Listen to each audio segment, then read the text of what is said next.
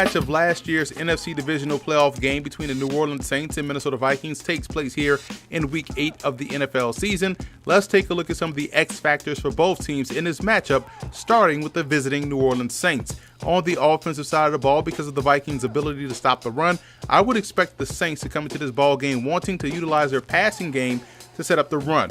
The Saints passing attack is sort of doing this already as they work the short to intermediate game very well, and they have now started to get the tight ends involved also. And getting the passing game clicking early allows them the ability to fall back and run the ball as a result. I think if this was inverse against this defense, it probably wouldn't be as effective. Defensively, all eyes will be on the newly acquired cornerback Eli Apple and what type of impact he could have in this game. Coming over from the New York Giants via trade, Apple has played much better this season and is looking to continue to build on that early season success in New Orleans. This week, he draws a very tough matchup with either Stephon Diggs or Adam Thielen. Both guys are combined make this one of the best receiver tandems in the game. Now, the Saints desperately need help outside of Marshawn Lattimore at corner, and they're hoping that Apple can be that guy that they've been looking for. For all of you fantasy football fans out there, check out my fantasy football content over at The Athletic. Just go to theathletic.com/fantasy and be sure to follow them on Twitter at TheAthleticFF.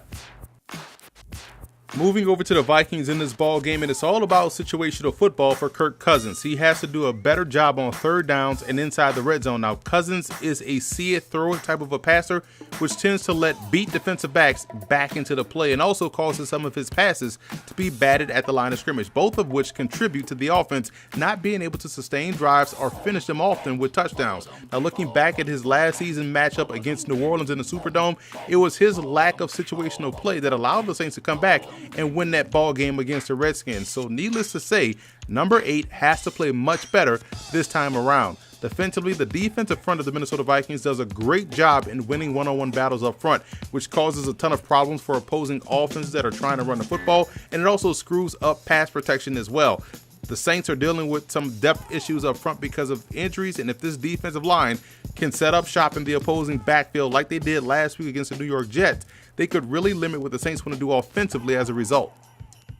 Be sure to check out Football Game Plan's Best Bets podcast, where our football game plan analysts Gene Clemens, Chris James, and yours truly will go through the upcoming week in college football and in the NFL and give you our best picks of the weekend against the spread. You can find it on SoundCloud. Just go to soundcloud.com/FBGP podcast, and you can find this podcast on iTunes. Just search Football Game Plan Podcast and be sure to leave us a 5-star rating. I like New Orleans in this ball game. I think defensively, the defensive line of the Saints is a lot like the defensive line of the Minnesota Vikings. They're athletic, they're versatile, and they can really affect the pocket throughout a game. Look for the Saints defense to steal a couple of possessions away from the Vikings, which just gives Drew Brees and that offense more swings at bat, and they'll do a great job of maximizing those opportunities.